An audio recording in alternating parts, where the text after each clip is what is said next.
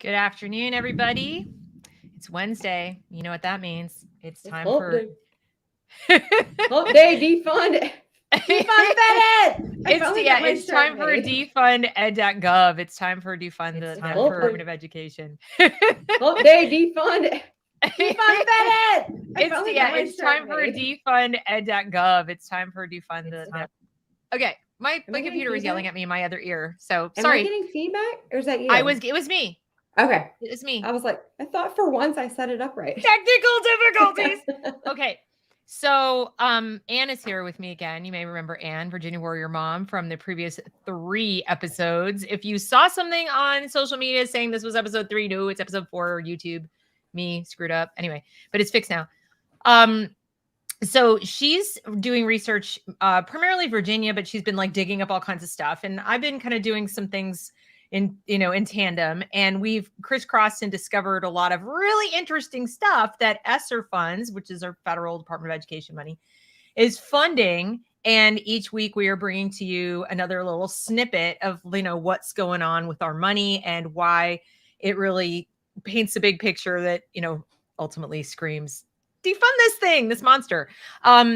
But before I get into the meat of today's show, which is about social workers and how they're sponging off this money and invading our schools, I would like to ask you to please subscribe to the channel if you're not already subscribed. Like and share this video so we can get as many people listening live and able to ask questions as possible. While you're at it, I want to bring to your attention, and we'll go into this more in depth at the end of the show, but I want to make an announcement. It's very exciting. Anne's site has launched, and this site is at, give me the URL and I'll roll it across the bottom here. It's Virginians for Children First, or you can just do VAFCF.org. VAFCF.org. Okay. Now I want you guys to, my tiny one, I'm just going to jump off because of course my 5-year-old wakes up right as we start. So just give me 1 sec. Okay. So anyway, that site is awesome. What you can find there, even though it's Virginia, okay, she's got resources, which we'll go over towards the end of the show, to help you push back on some of the stuff we're about to show you. So make a note of the website. It's a very happy announcement just launched this week, and I just wanted to let you guys know about it. VAFCF.org. Okay, so back to what we're talking about. Hopefully you've already liked the video, shared the video. Hopefully you're subscribed to the channel too. What's going on has to do with SEL. Now, if you watch my channel, you know that I have a big problem with social emotional learning as it's taught in schools. Today, I'm not going to go deep into that. We'll go into some aspects, but we're not going to go deep into SEL. What I want to do is just make you aware of another way that SEL is being used as sort of a Trojan horse to bring what I would call government agents, or people who are more closely aligned with government goals than with individual goals and parental goals and student goals, into the schools. And SEL is kind of the vehicle for that. And so the social workers are the people in that role. Okay. And what we're going to do is we're going to quickly review just kind of high level what SEL says it's about. We're going to take you through, in their own words, why the social workers think they're the best people to be doing this work in the schools, whether you've ever been asked or not as parents. And we're going to explain why they're not, and how it's probably, like I said, the money is a big draw. There's probably a lot of people graduating social work school and there's not a lot of jobs for them. That's probably also why they want to put them in the police force. And they also are more gender. Remind me to talk about that and the role of the whole CPS, child sex, and how that whole thing ties into the big, because that's the scary thing is when you understand what I know about social workers, and especially Virginia and North Carolina being part of the Dirty 13, social workers being involved in parental or teacher visits at your house. That's why I'm telling people, get your kids out now. Because before they do this to you, before all of a sudden miraculously homeschooling is, because we don't know what the next move is. So I don't wait, because you could wake up tomorrow and all of a sudden, if you homeschool your kids, CPS comes for them. I mean, that's the place that we're at. It's pretty bad. It's pretty bad. So, okay, so I'm going to I'm going to kind of review for you like what they claim SEL does. And then kind of about the money a little bit, like why that is going on, how big a priority they put SEL at, probably because there's a lot of money for it. And then why the social workers are kind of selling themselves into this role. So let's just quickly review. I'm going to share screen here and go back to our good buddies over at, let me get over at Castle. All right, here we go. So here we have our good friends at Castle, the fundamentals of SEL. I'm just going to quickly read this. We're not going to dive deep into this. We define social and emotional learning, SEL, as an integral part of education and human development. SEL is the process through which all young people and adults acquire and apply the knowledge, skills, and attitudes to develop healthy identities, manage emotions, and achieve personal and collective goals. Important word. It's a new word. Okay, as of 2017, that's in there. Feel and show empathy for others. There's that empathy word again. Establish and maintain supportive relationships and make responsible and caring decisions. Caring is a new one too. So they also talk about it advances equity and excellence. They put equity first. Equity is more important than excellence, guys. Through authentic, there's that word, school, family, community partnerships. Is it really an authentic partnership when you're left with not much of a choice? Not really. No, but that's what's enraging is that every document has an entire section on community, every manual, every letter from Cardona, and we're literally like opaque. Like it's not a veil. It's you're left out. I mean, but it's authentic. It is absolutely. Why would you hide something? I mean, you can't see what it is, and you have to FOIA it, but it's authentic. We have to hide it. It's so authentic. It's so authentic. Anyway, so there you kind of get the impression, I hope, that whatever SEL is or is meant to be, it's something that is morphing into how you should think and be. And, we want your children to be empathetic and caring and sharing and part of the collective. And whether that was your goal for them or that's their goal for themselves is really immaterial. That's the priority of Castle. And what you need to know is Castle is the go-to for our federal Department of Education. That's the standard, right, Anne? That's like, Castle's the thing. There is you will not find an SEL program in this state. Second step is the number one, which is Committee for Children. Aperture, Panorama, they're all, they'll even Castle will give you the list of who's approved. And right. I challenge anybody to find one that is not linked to Castle, funded by Castle, or on the list. And even our procurement, like when they do bids, it says on them must be Castle aligned on ours. And the Federal Department of Education agrees. So there's that as well. They claim there's research. I want to say this up front because there'll be a couple other things that we see throughout that say evidence-based. When you see the words evidence-based, parents, be very, very skeptical because very often they're self-referential. It's not like science that you remember from when you were a kid. It's, we did research on our own stuff and look what we found. How amazing. But they talk about, analysis published by Castle Partners. Well, that's not self-serving at all. They talk about the benefits and these SEL interventions that address 5 core competencies and the practical benefits and all this. But what I want you to understand is they talk about academic performance, classroom behavior, things. These are benefits to the school. The benefit to your child does not necessarily correlate with the benefit to the school.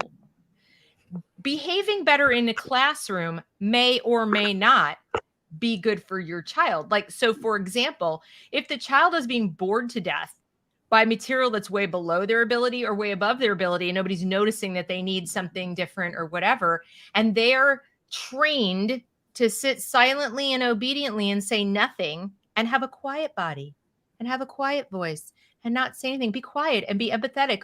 Think of the others, little gifted child.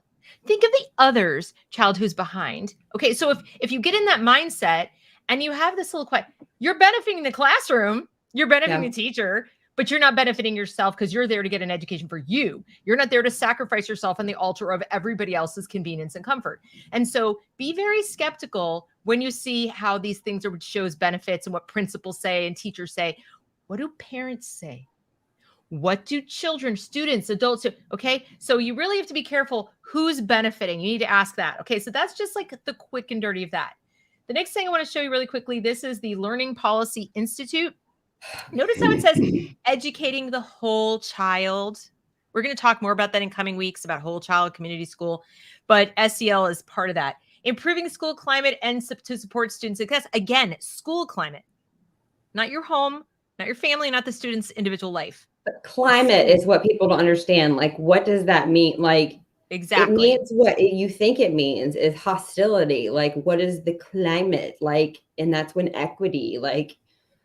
Exactly. But I want, you mentioned community for school. I didn't know. Yeah. We have 10 of our peer schools here in Chester. I had no idea our community and schools. No idea. So and that is something everybody needs to learn about, is what the community school. It sounds nice, doesn't it? They use a lot of terms that sound nice, don't they? Yeah, okay. So at any point in time, guys, if you don't hear me well, will you please say something in the chat? Because I've had comments that I'm either too loud or too quiet. So I want to make sure I'm getting my sound right. All right. So I want to point out a couple of things in here really quickly. The key lessons the report surfaces from the sciences of learning and development. Development is malleable. No, it's not. Let's just marinate. Let's just sit there for a second. Development is malleable. Really? Interesting. Variability in human development is the norm, not the exception. Well, okay. Yes and no. In other words, each individual is unique. We know that.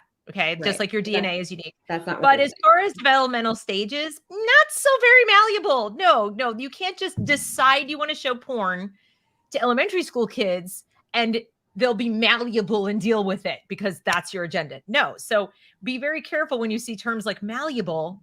They don't mean just like up or down a little bit to help your kid learn something. They literally mean that your child could be treated like a mini adult, and that's okay. Learning is social and emotional as well as academic. And water is wet. What's your point? So they say a lot of things that sound really sciencey and important, like learning is social and emotional, because learning is relational. In other words, all that social emotional learning is telling you is human beings need to learn how to form relationships. And those relationships need to be good ones, like effective ones, healthy ones, positive ones. But, and as we'll talk about towards the end of the show, usually that's done between ages 0 and 4 with your parents. You learn those kinds of skills. And if you missed out on that between those ages, and some kids do, they might need individual interventions as an individual because each child missed out at a different rate. You can't decide all 30 kids in the class didn't have parents. And but that's Head Start too. Sorry to jump in, but we just we just got Head Start. It was on our school board. And I'm trying to tell people, and I'm like, it's like welfare. When government offers you something free, nothing is free. So free preschool, yes, preschool, to get a good preschool, yes, it's hard. You have to pay for it, especially a good one. And it's a struggle that parents have had for decades. But free government preschool, we talk womb to tomb, like they have already got second step lined up. I have the contracts for these Head Start preschools. So they're going to do not do it. Like, don't do it, because they had it on the agenda last night. And I was trying to tell people, like, right. Exactly. Don't. And we have, so Coddle This mentions that 2019. So here's this little, transformative SEL toward SEL in service of educational equity and excellence. So is this working for your child, your family, your goals, or are they increasingly using SEL to quite literally reprogram the values of our society, one little kid at a time, but as a group, right? To be completely different values, away from individualism, away from what we stand for, right? And towards this collectivist stuff.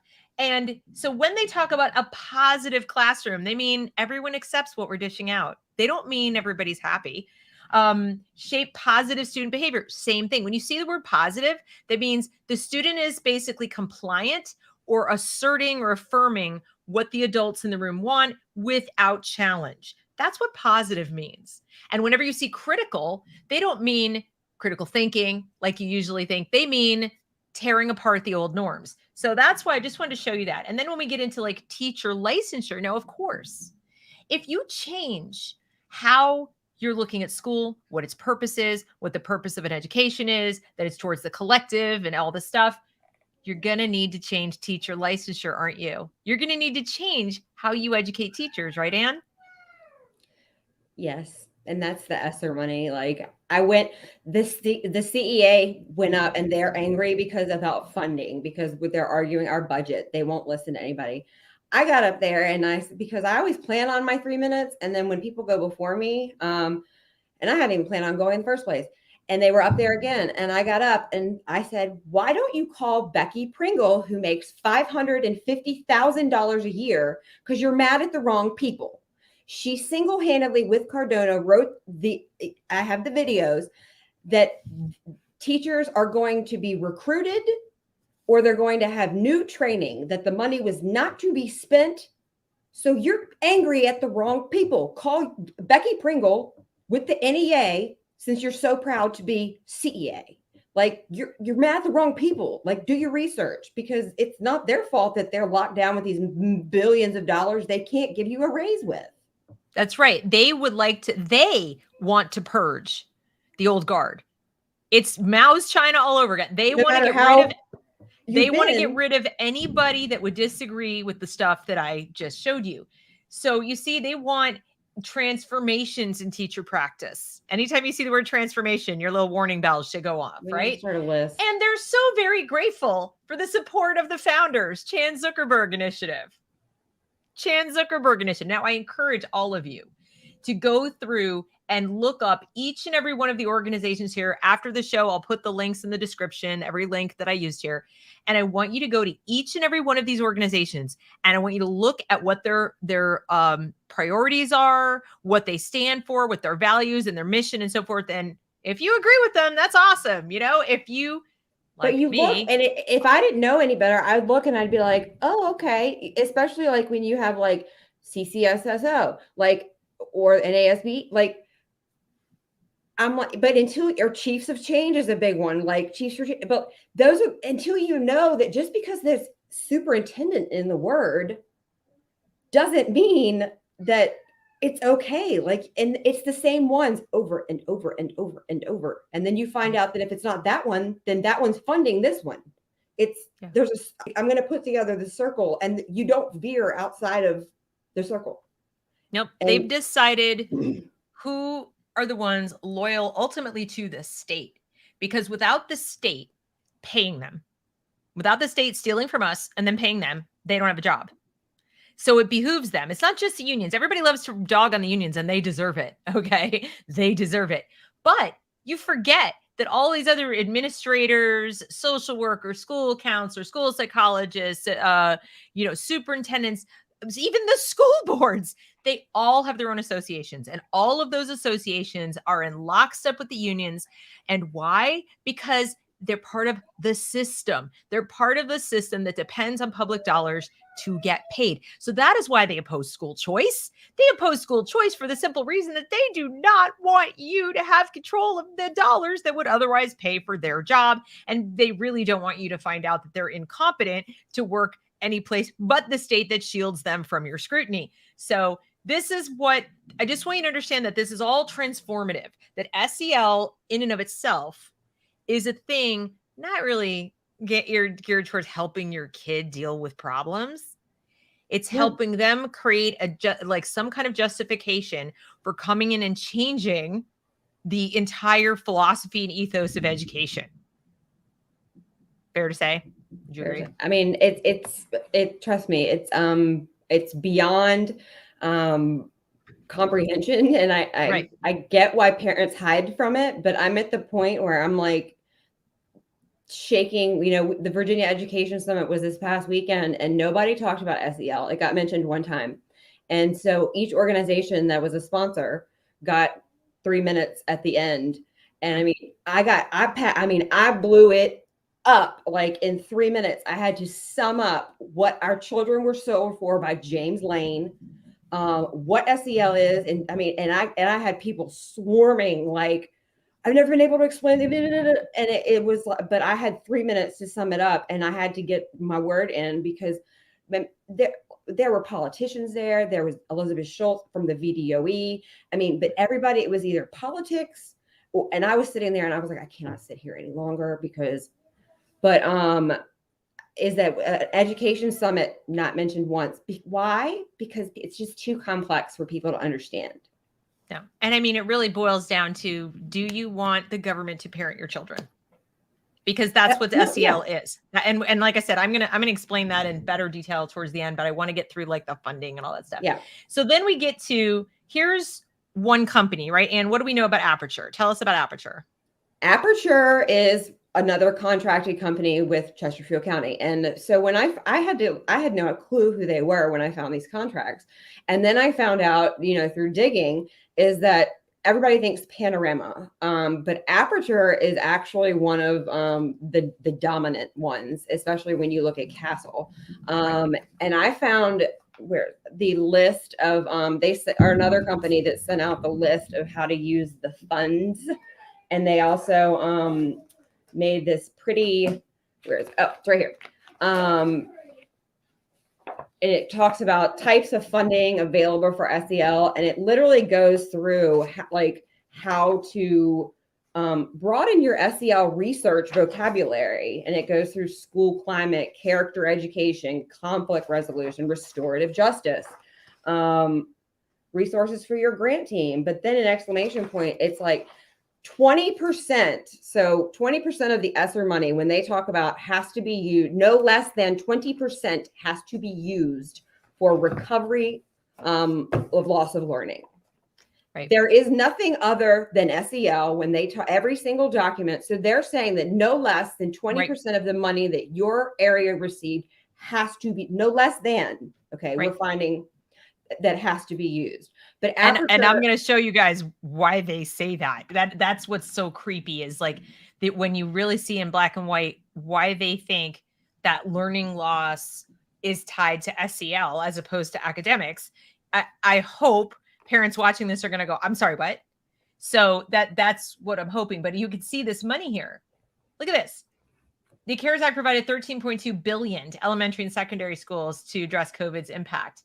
Then they have $123 billion for blah, blah, blah. So all this money, and then 20% of district funds to address. And then it says right here, learning loss through evidence-based interventions that support students' academic and SEL needs. Now they keep saying academic and SEL needs, but you never see it spent on contractors or curriculum or training or materials or anything that you as a parent would call academic. That's academic. Oh, look, books. Oh, look, stuff, tutors. Teachers oh, buying look, pencils or staplers and all that stuff. Why in the world are teachers still, and they're still silent?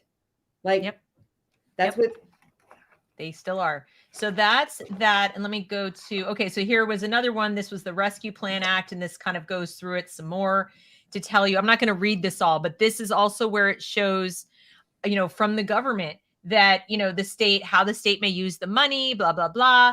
And it also says that they have to use evidence-based. Like throughout this, it says evidence-based. But as we've talked about previously on the show, their definition of evidence is just, did Castle approve it? Does Castle like it? Correct. Okay, if Castle likes it, even if there's no research whatsoever saying it works, thumbs up. I actually dug into like the difference between, after that whole debacle on Twitter, like evidence versus research, like what's the difference? And I mean, there's even a link, and I'll show it later. I'll put it, it might actually be on the thing, but Aperture even tells you the difference between research, and evidence, like on their own site, it tells you that research-based is like, and to really find something out if it works or not, it needs to be evidentiary, like not research-based. Like they tell on themselves. They've pretty much redefined the word evidence. Like they've redefined everything to mean somebody's anecdote. It's like, how they talk about lived experience and different ways of knowing. Well, that's to soften you up for their new version of evidence. evidence is we talked to principals and they said it's great. Yeah. You know why they liked it? Because federal dollars were flowing into their school and they had a bunch of new employees who were very loyal to them because they kept the federal dollars coming in to pay for their salaries. So lots of politics. And remember too, the vast majority of school employees, like overwhelming majority, are politically aligned with this particular administration, but in general with just statism. Whether you're Republican or Democrat is kind of irrelevant. It's just, do you believe that the government has a giant role to play in educating and forming the minds of the youth of America? If you align with that, then you're going to make a very good public school employee at any level. If you don't align with that, you're going to be probably kicked out within a year. They'll figure you out and you're going to be gone. So this is kind of that. Now, I did get Anne procured these amazing links, and I'm going to show you guys something. It might overwhelm you visually. And the reason I'm showing it to you is so you can see something that I didn't even realize. Okay. How do I put this? If you wanted to go to the doctor or take your child to the doctor, to the pediatrician, you would expect, right, that the pediatrician would have a certain amount of knowledge or know-how like up here. And if they had to read journals to keep up with things, or, they wanted to keep with the latest, greatest stuff, you'd expect that too. But would you expect them to be on a daily basis referring to the internet and articles produced by self-interested activist groups and, NGOs and the UN and God only knows who else to figure out how to teach your kids, how to counsel your kids, how to work with your kids, how to be the psychologist for your kids? I certainly wouldn't. I would hope they had knowledge here and experience, but here's what they actually use. Things like this. Look. That's straight from the Virginia Department of Education. Right. And I'm going to be willing to bet that, because I've seen other teachers who use like teachers pay teachers and other things. Look, this is pulled from the freaking internet. This is like if your doctor went to Google to figure out how to treat you. What is working memory? What is this? That's what their is evidence. That's what their evidence is. Intervention. Yeah, their evidence is coming from the freaking internet. But look, there's a plus button. I could go in there since I'm registered in their Teacher Direct, and I could enter something, and that becomes a part of this tablet that they have that I could enter. There's a plus button. Anybody can enter anything. I mean, look at this. It's just like interventions and resources. And some of them are coming from government sources. There's Adobe. There's, like all kinds of resources who's previewing these? Who's deciding these are good? And that's the counselor one. And see, where's the one for the psychologist? Look at this one. Castle. Yes, of course we have to have CASEL, and we have the guidance standards. We have more CASEL. We have social emotional learning. We have the toolkits. We have all these things.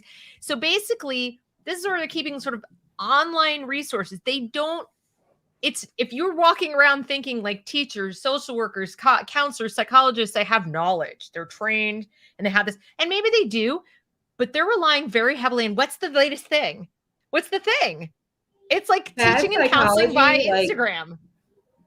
There should be no fad anything in teaching, but much less psychology or counseling.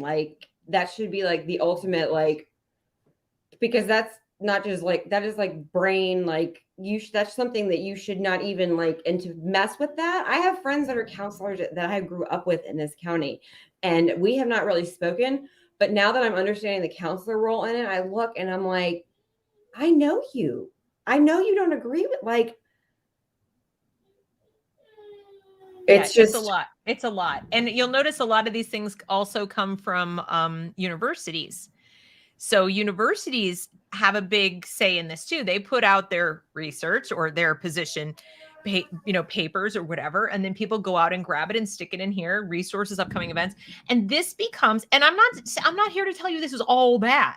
Okay, don't hear me saying every single thing on here is terrible. There could be, there could be just a policy that they're referencing that they need to have handy, like anybody else's desktop, But what I'm saying is they're leaning heavily on internet resources, and it's they're as susceptible to suggestion from self-interested groups as our students, as we are. We have to vet our resources. Why isn't there sort of an approved binder of this is, and the parents can see it? So now do you understand better, parents, why when you say, what are you using? Like, I want to see what you're using to teach my children. They're like, FOIA it. Yeah, FOIA. They probably don't even I had a know. Loudoun County teacher who works with Fight for Schools and Ian Pryor contact me. He's a teacher. And he said, and this is a parent running for school board up in Loudoun. They told him that his child cannot opt out of SEL, which is what I had, as I told in front of the school board last night. I have all 50 states and the opt-out form on our webpage, just so y'all know. No matter what state you're in, there is an opt-out form. It's on our website. Go you can opt out of surveys, but what they're doing, they're getting super clever. You have to know that it's literally woven into everything. Right. And that's what is go under. There's a PPRA section, and it'll tell you anything religious, family values. I mean, it goes through a whole list, but you can't just assume, because to them, a survey is the youth survey once a year, or, you know, it's a checkbox. That's a survey. Right. But that's what, and part of why they go out online and they look for all these resources is they are looking for ways to incorporate SEL around us. They're not interested. My 5-year-old and tell Kimmy I'll be right. Okay. They're not interested in what we have to say about. In fact, they're objectively hostile to it. So that's kind of, I just wanted to give you guys a snapshot of, first of all, how highly they prioritize this. And secondly, how little sort of organic knowledge they have about it, that they're constantly having to go out and look for new things. And the people trying to sell this stuff into the school are marketing to the teachers and the counselors, whatever. This is also marketing. There are people who are involved in marketing who are putting these things together to make them appealing and look good on this stuff. So there's a whole lot of selling going on. And the last person who's the customer is you and your kid.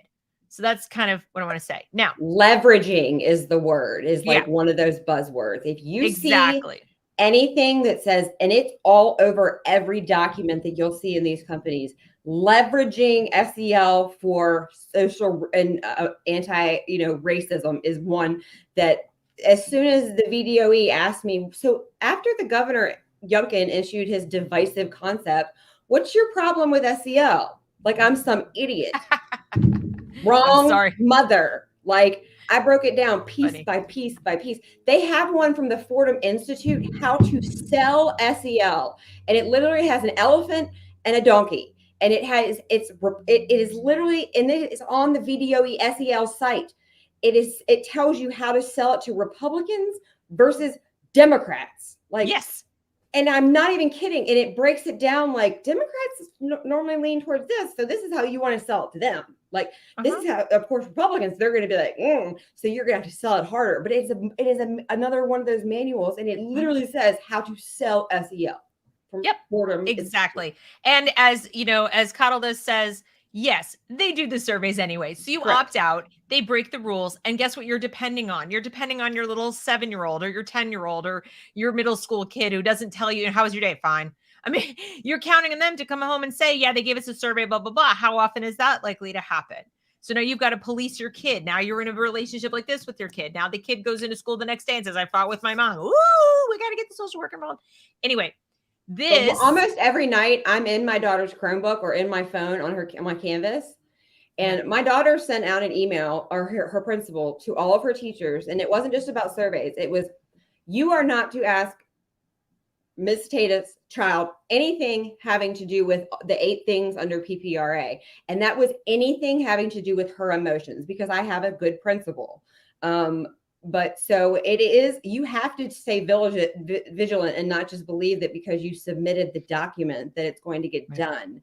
But it is one step in the direction. Oh, it's the bare minimum. You have to do it. Yeah.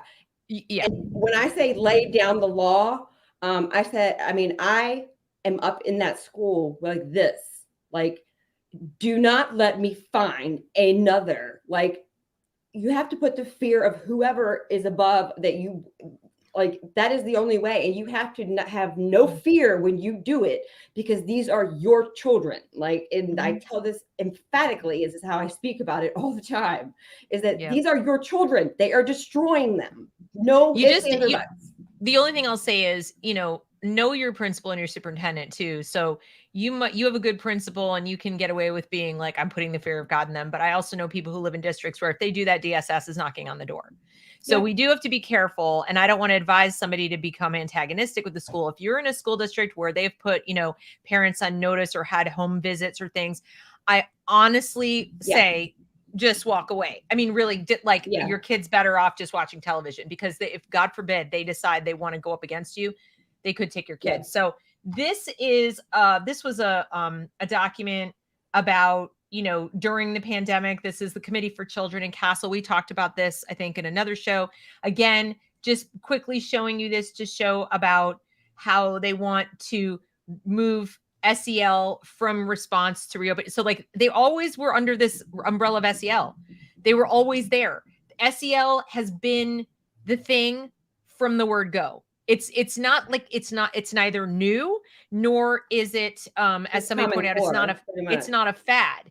The thing when we talk about fads, we're talking about, specific buzzwords and things like that, and specific lesson plans that haven't been vetted and that sort of thing. SEL is not a fad. It's been around a long time, and we'll talk about whether it's worth it or not, but that's another thing. But now I want to show you something specific to the social workers. This is a document that I received from a whistleblower in Kansas. And it's amazing to me because this is from Shawnee Mission School District.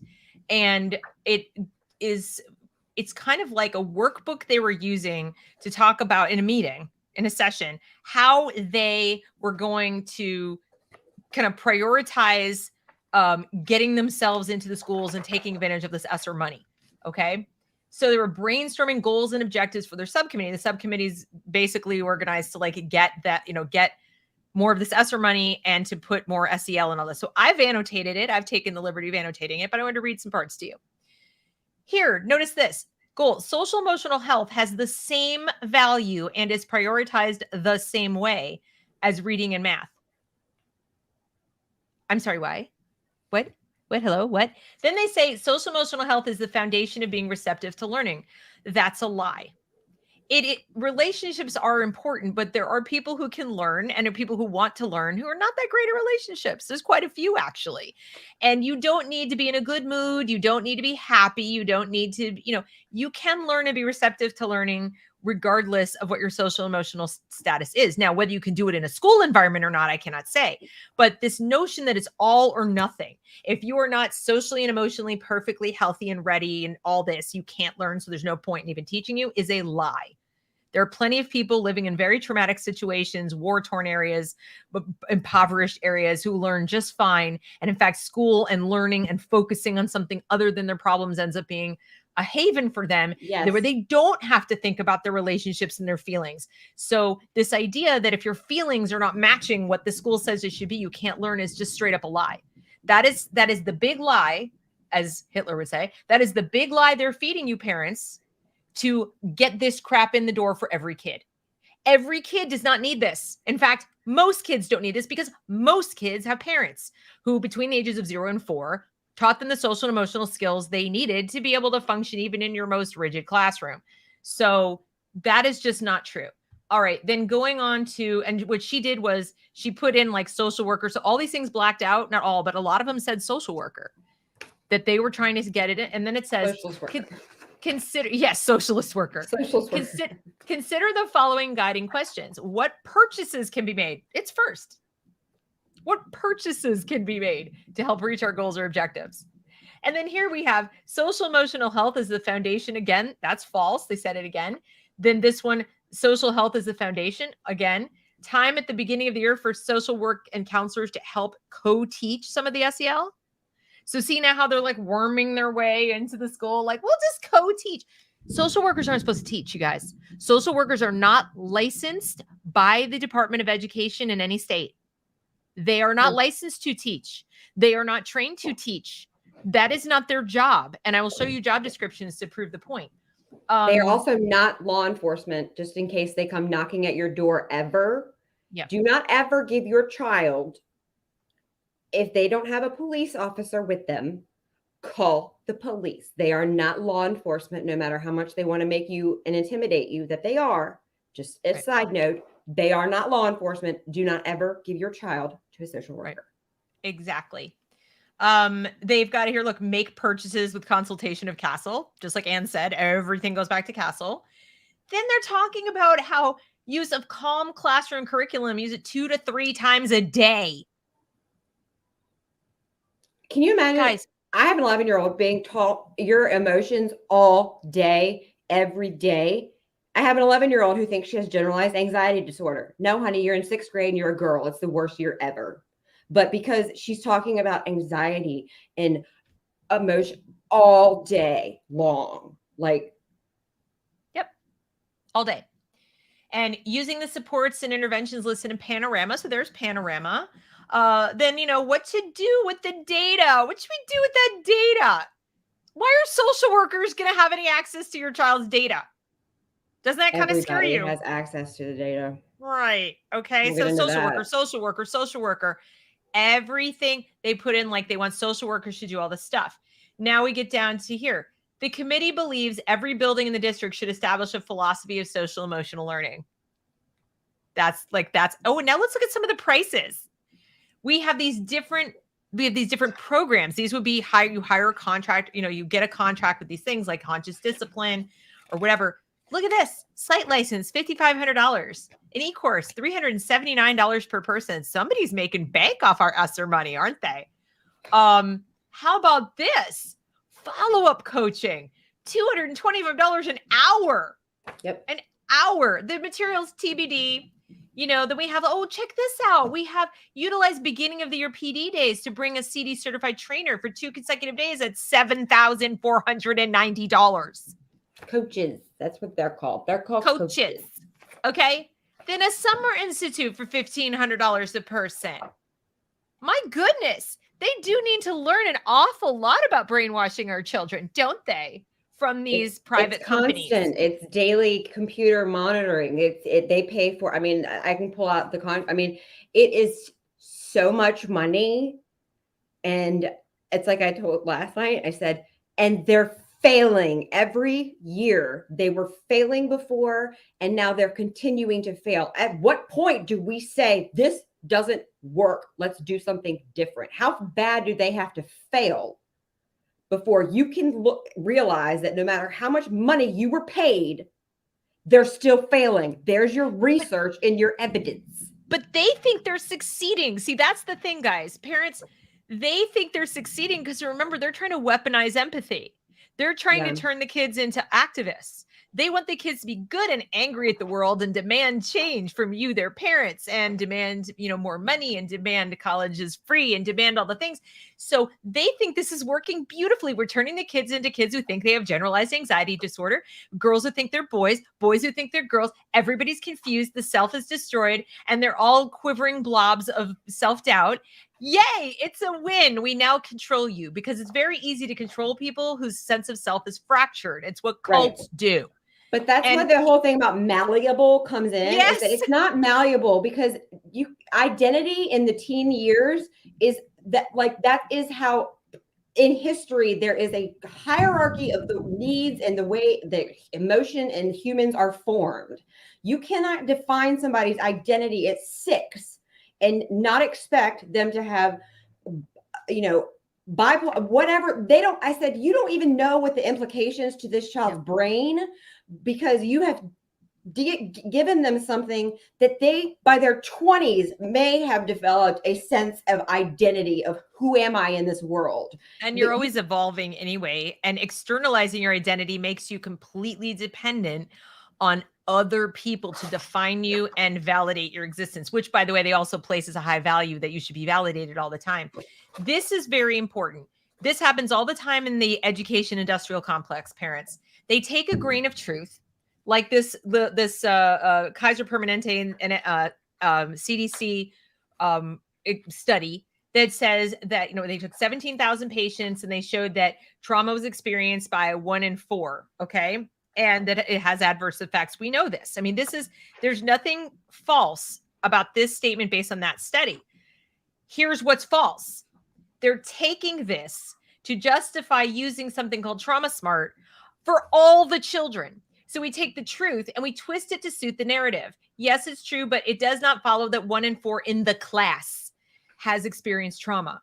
And even if they had, it is still the obligation of responsible clinicians, teachers, et cetera, to treat those individuals as individuals. Correct. We do not go into a class of 20 children and just assume 1 out of 4 of you experience trauma, so I'm going to treat you all like you have trauma and, you know, it'll be good. Because when you talk to a child who has not had trauma and you start talking about trauma and you make it seem virtuous to have been a victim, yes, guess who suddenly wants to be a trauma victim? Right. So this is a very big problem. So this continues, and here's their little definition of evidence. Look at this money, $14,400. And I love this. Like when healthcare is accessed in schools, students benefit because they don't have to travel to find a physician or a counselor or a dentist. Parents benefit because they don't have to take a day off work. Schools benefit because students spend more time in the classroom, and employers benefit because parents don't have to miss a day of work. Oh, isn't it nice of Big Brother to decide what matters to us? Removing parents, that's all I heard right there was removing parents. Oh, you don't need dentists? We got that. Removing parents. Like, I mean, they're already feeding them. What's next? A dorm? Oh, you know that time you have to spend on the bus getting to and from school? It's just such a waste. Your parents shouldn't have to waste gas. Gas is polluting the environment. It's free. And, you know, you're supposed to be driving an electric car by now. So no more of that. Your parents don't have an electric car. You need to live at school. I mean, it's coming. And if you think it's crazy, let me ask you something. A couple of years ago, if I told you they had transition closets in the school and they were socially transitioning 6 and 7-year-olds and they were having secret art clubs after school where they called it an art club, but it was really a place where they said, if you don't feel comfortable in your body, that really means you're a boy, you would have told me I'm a crazy lunatic, right? Except it's real. Conspiracy. You're QAnon. Right. Like, so, right. And then, wait. What are we going to cover in the healthcare? Wait, what? Immunizations? What? Yep. Right there at school. Right there. The ESSER opening guide to opening, it's on the webpage. 1 is the one that strictly we haven't talked about masking a lot because masking kind of got before we started doing this, but that's how I got involved with it. Was somebody had said about they paid to mask the kids. Now, in understanding that manual is when I was like, I've seen that before. Now I know what that means. But that's the first one. It's the green one. If you go to the VAFCF page and there's an ESSER, whoop, and it's the green one. That's the one that's going to read the masking and the vaccines and all, and that, and on school property. And we can have a whole separate show about how all of that was under different laws, EUA, and I mean, but it's But the funny thing is that all of these align with goals of the WHO, the NEA. Like if you pull up their 2021, their 2020 goals, literally they used what the NEA said, which is where that video that I showed you from Cardona and Pringle. Oh, well, Pringle, we want you to have your fingers all over it, your fingerprints. It literally then they claimed on their own website that they did this. Like, we have gotten $180 billion for pandemic money. We did it. Like, problem. Right. And the social workers are the most aligned with them. And I'm going to show you their own website to show you that in a second. But this is Shawnee Mission School District will design systems that support our missions and beliefs. Theirs, the social workers. Okay. And I said, and y'all thought it was your system supporting your beliefs. No. And then get this, building social capital with community. The value attached to the social networks and relationships that support learning, they mean themselves, etc. In other words, peer pressure amongst the adults, so they keep paying for this abuse. And then garnering additional resources that directly support schools' teaching and learning goals, the school's teaching and learning goals, not yours, not your students. Here we go. More community schools advantage. It's all about community schools. Oh, wait. What do we find here? I'm sorry. What? Prioritize SEL learning and district building mastery schedules with the same importance as math, science, SS, social studies, ELA. Okay. But what do we have down here?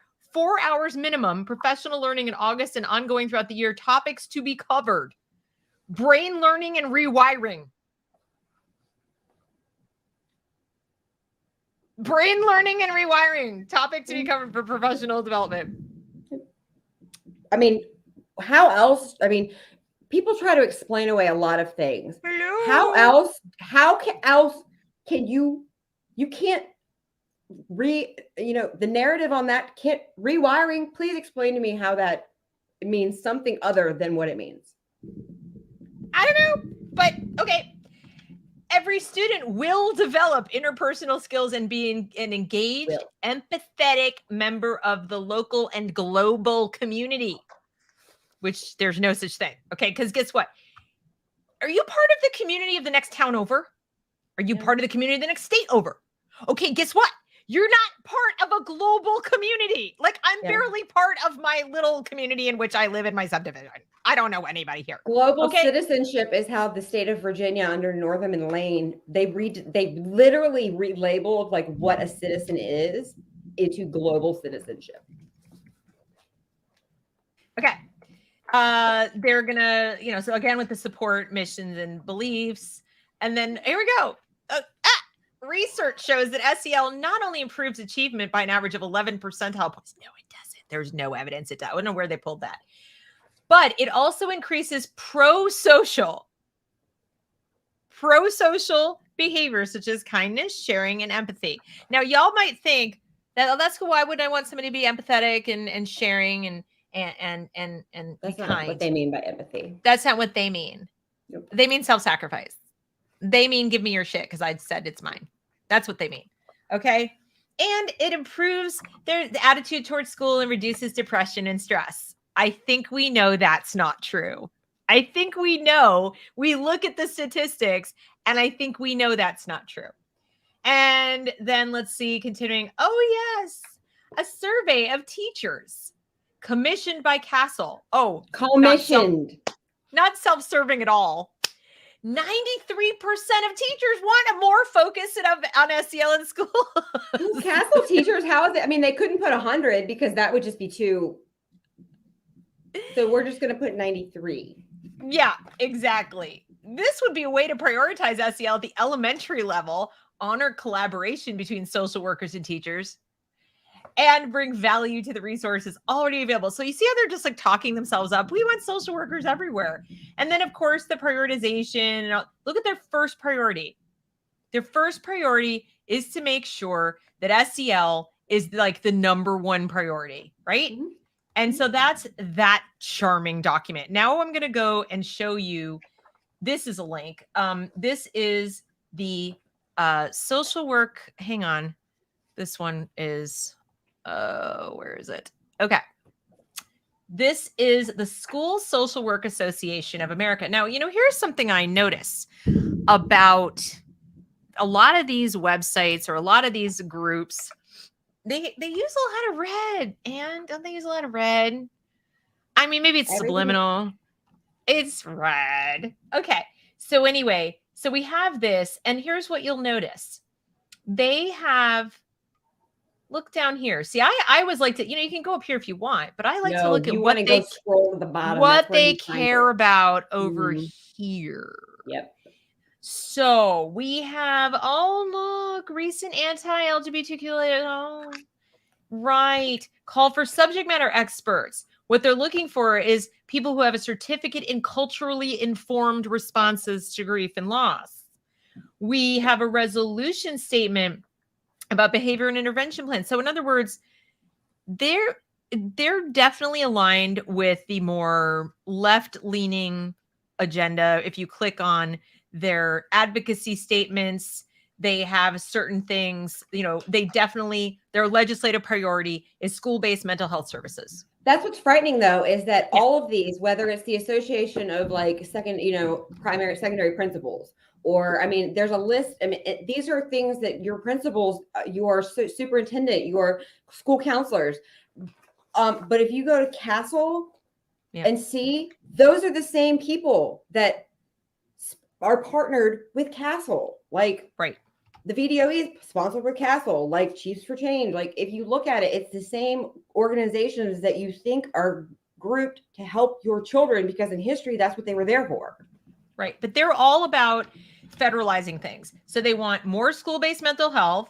They want to have a bigger role for themselves, obviously. They want recognition of the school social work profession. So they're trying to like put themselves at the forefront, more federal funding for it, and then student and family well-being. They want to get in your house and they want to be all over their fingers. Right. Teacher visits is a thing. Like it's in the, like it's in this teacher home visits. And it's already working. I want to show you guys. This is 2001 to 2002. And here we have like the numbers down here. School social work services. So we have, this is Shawnee Mission again. So we have here the total number 276.2. That's 20 years ago. Okay. Now let's look at it. School social work services, 760. The school district has not increased in size by that number. And in the way we know is if you look at the like central office staff, if you look at, you know, as far as the number of, let's just look at, you know, even the number of principals, we have 45 principals here and down here we have 40. Okay. So why is it grown by, and teachers, you know, so why has the percentage of social workers grown at such a larger rate than any of the other staff? That should tell you something right there. Now I'm going to click off of here and very briefly, I'm going to show you the differences between the overlap in sort of job descriptions, but I want you to see like who does what. And then I'm going to show you kind of like what their licensure requirements are, because you might be confused of like, well, what do these people even do? And like, why do I care? Okay. So these are the different overlapping roles, and they do overlap. But what I want you to see is down here, school social worker, there's nothing in here that says teach. No. There's nothing in here. They do assessments, they're liaisons, they do individual and group therapeutic type of stuff for therapeutic. Like there's got to be a crisis. There's got to be something wrong. Intervention, something like that. There's nowhere in here is instruction. Nowhere in here is anything related to presenting material in a classroom or co-teaching anything. And why? Because they're not licensed to do that. Even over here, even you have school psychologists, there's no teaching going on. They don't have in history, if you read ethics in psychology, psychologists have always, and the ethics of it has never been to have a dual role ever. You don't ever you are the psychologist. That is it. Right. And you can go, and I've read the ethics in psychology front to back, and it is emphatic about you do not ever have a dual role as a psychologist or a counselor or anything. That is your primary goal. And once they leave that door in the one person setting, they're gone. You don't, that's the only thing that you do. Because you can't mix that role. Exactly. And this shows you, this is the information sheet on school social work services. And I want to call your attention to a couple of things. First of all, I love that they go at all times, children need support in social emotional skills. No, they don't need it at all times. And, you know, they talk about, you know, social workers have expertise in assisting children process trauma, learn to regulate your emotions. Okay, that may be true, but that's not the same thing as teaching. All right. And, you know, they're talking about feelings. And then it says, as social workers are not licensed by the Kansas Department of Education, as they are not licensed, their role in schools can be somewhat unclear. No, it's pretty damn clear. It's pretty freaking clear. You don't teach in the classroom. Everything else can be unclear, but that much is clear. And they're supposed to be participating in a multi-tier system of supports. They are not supposed to be the go-to for every support that the kid needs. They're supposed to be participating in multi-tiers. So you have counselors, you have psychologists, you have teachers. They each have their different role to play. The social worker is not the first point of contact. In fact, you may not ever need the social worker. Social workers typically are for, like, you know, at the very end, you need some kind of crisis intervention or family support or whatever beyond that.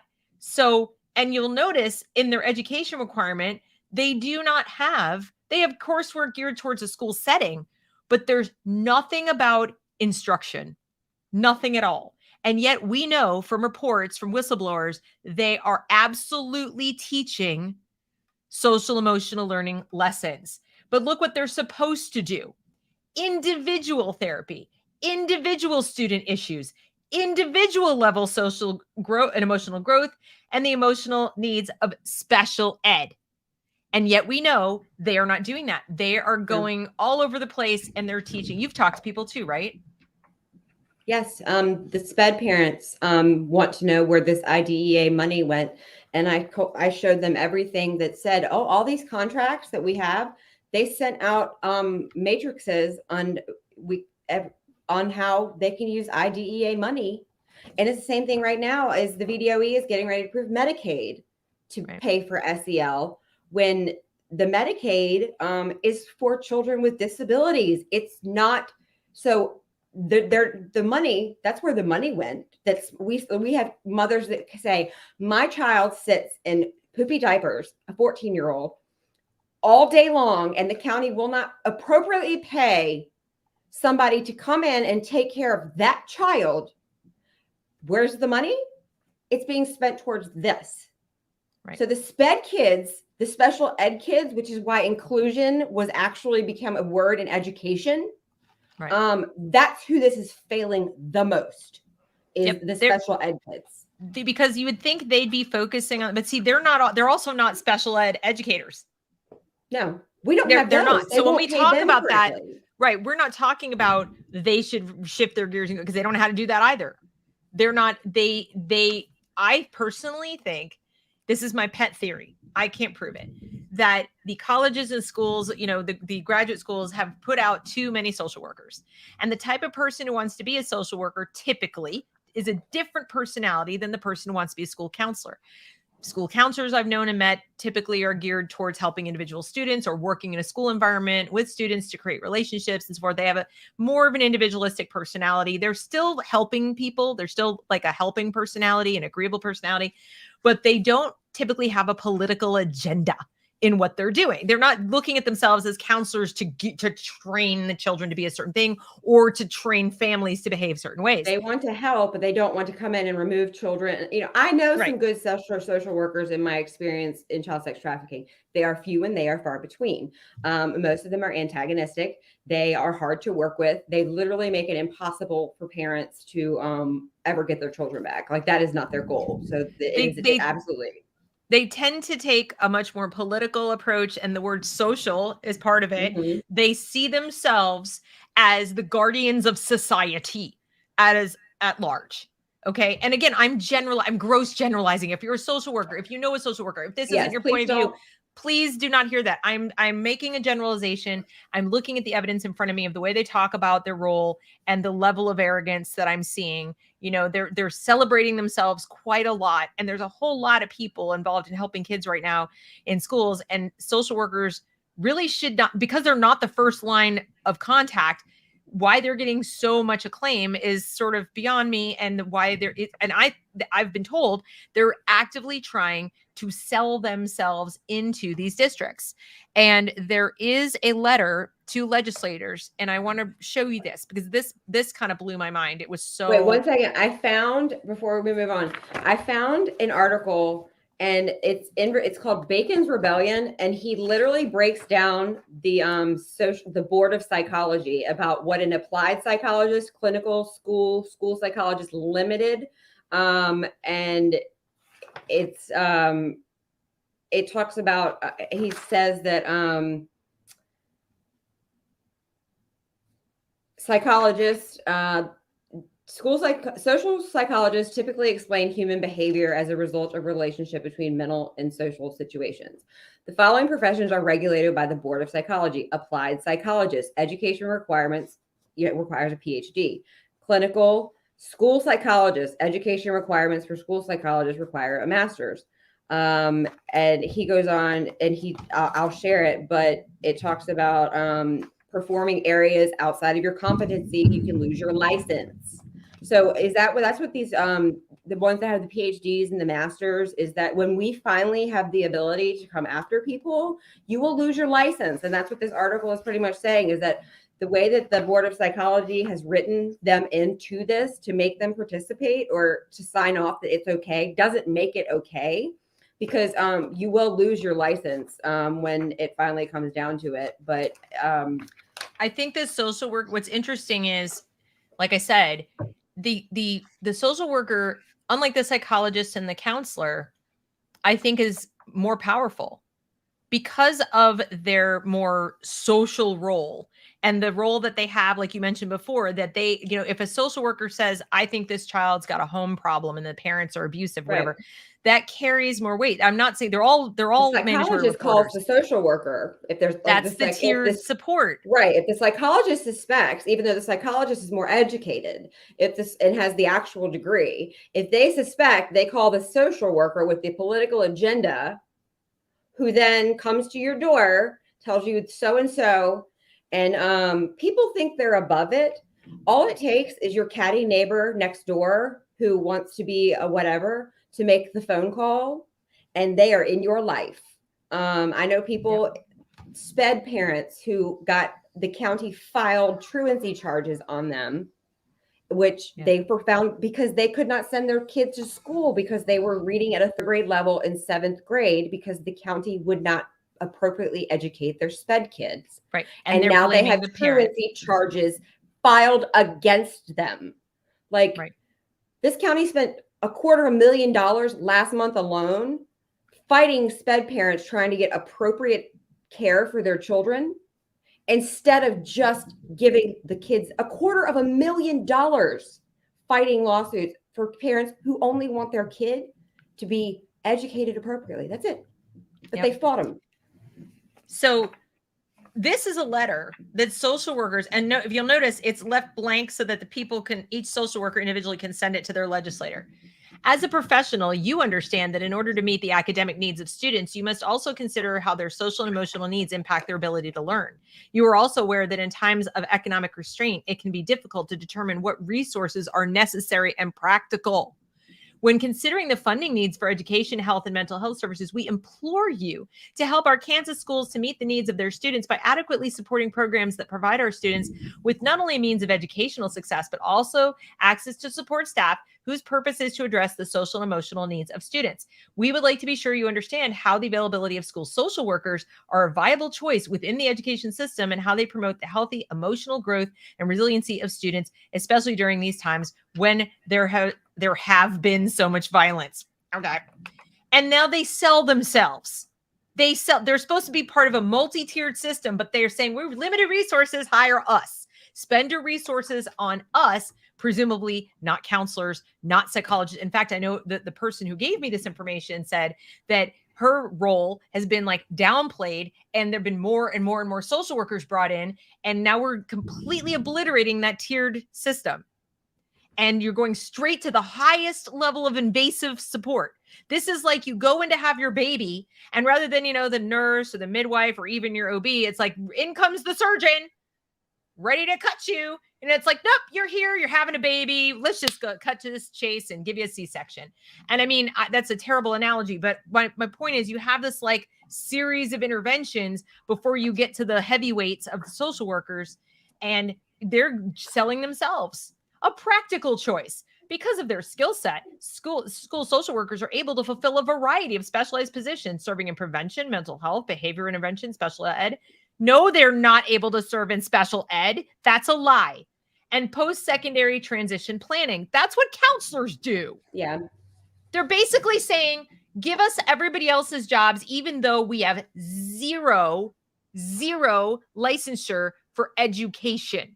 The most we've done is some kind of practicum in a school setting, so we can function in a school setting. That's it. They do not know how to teach. They certainly shouldn't be college counseling because they became social workers. I'm sorry, no offense, but And anyway, and they go through this whole thing. We understand that in these difficult economic times, your decisions as a legislator are not easy to make. Thank you for allowing us to remind you of why your school social workers are a viable choice and how important it is to fund educational systems for our Kansas students and to promote the healthy emotional growth. Like they're tying themselves to these things like, without us, you won't have this stuff. No, honey, we could have this crap without you. And in fact, cheaper. So they're trying to make it like more expensive and a higher tier of intervention, which is actually posing more of a threat to the family and the child, in my opinion, because they don't know what the frick they're doing, and so on. Now, did you have anything to add about what I just read before I move to the next thing? No. Okay, sorry. I'm like moving at breakneck speed. I was trying to pull up the Bacon Rebellion for him, but I just sent you this. I don't know if you watched. I certainly did not watch Biden's first State of the Union. No, I sure didn't. I just Check your private chat because I just sent it. It's all about the national mental health crisis. That was his entire first statement, and it goes into social and emotional skills. I think it's in the private chat. I sent it. Okay. Yep. I got it. Hold on. Paste. Got it. All right. Let me grab this. I want to play a video that somebody sent me of this one guy in that same district. It will blow your mind. All right. So this is the fact sheet. She's talking about President Biden to announce strategy to address our national mental health crisis as part of a unity agenda. Is this the same unity agenda that said I was going to die this winter because I was unvaccinated? Is that the one? I was going to be part of the mass death, but okay. Anyway, blah, blah, blah. Let's see. This youth mental health crisis has been accentuated by large social media platforms, which for years have been conducting a national experiment on our children. I mean, I can't argue with that. That's true.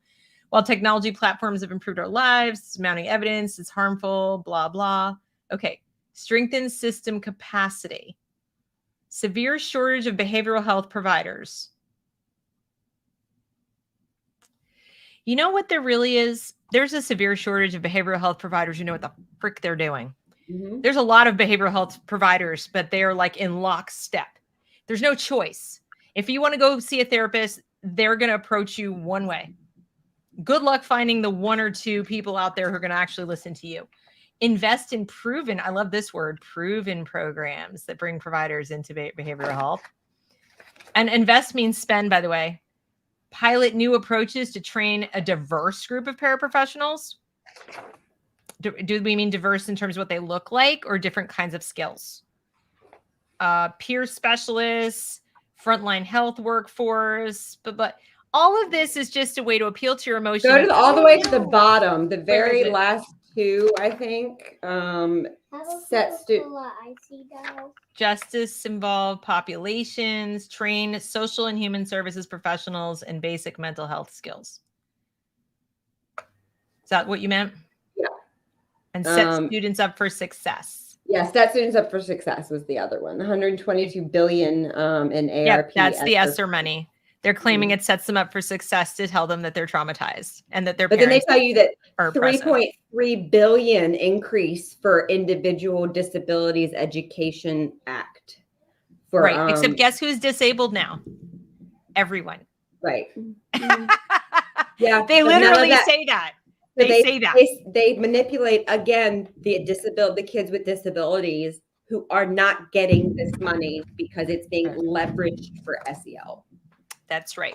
So they're treating all the kids that have the disability of needing SEL. So the kids with actual disabilities are not getting their services because it's the highest priority in the school to make sure. Now, I don't know about you, Anne, but I pretty much think the person who needs the Braille reader and the translator and the special, attendant and all those things probably needs that stuff in order to learn more than the kid who's like a little verklempt because they were isolated for, and I don't mean to downplay it. Okay. Right. Kids had a hard time, but at the same time, I don't think most parents are looking to the school to solve that problem. They were just like, open the freaking school. Right. And now they're acting like, okay, we're open, but no, we can't teach your child anything until we first make up for the problem we caused. But we didn't cause it. COVID caused it. Not the policies, not the union saying stay closed forever and a day, not all the mandates and the masks and everything else has stressed the kids out like crazy and stressed out their parents and caused them to lose jobs and money and all that. No. It was COVID. It was a virus that did it. So yeah. Anyway, I want to show you, and you haven't even seen this video. This will, I think, blow your mind. Before I play you this guy, first of all, goes by Mix, MX instead of Mr. Is that what? Okay, I saw somebody he's transitioning. He's transitioning. So, but I want to play this, and before I hit play, I just want to say something. It's black right now because that's what the screen is. But you may be tempted as this plays and as he talks to think, well, what's wrong with that? And then I want you to think about what happens when an adult other than you tells a child what constitutes an emergency, what constitutes not an emergency, like a big problem, a little problem, a medium-sized problem. And they start defining those zones for your child so that your child doesn't figure out through trial and error what that is. that puts the adult in the position that they can at any point in time say, this is a red problem or this is a green problem. And the child is like programmed to think that. So let's listen in. Let me make sure that you guys, what I'm going to do, this is what always happens. It's set to so you can hear the sound. If you don't hear the sound, please somebody immediately tell me. You'll hear it, Anne, but I don't know if they will. Okay.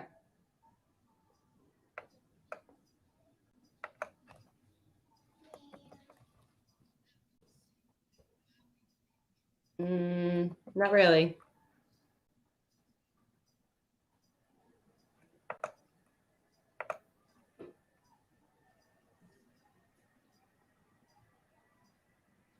Can you guys hear? I hope. What am I supposed to hear? This part is just nothing, but. Okay. Now, who is this? No, here. I can hear. You can't hear anything? Uh-uh. Okay. One moment, please.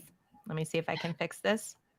It's something to do with the audio. Now he's transitioning to she? He's transitioning in some way.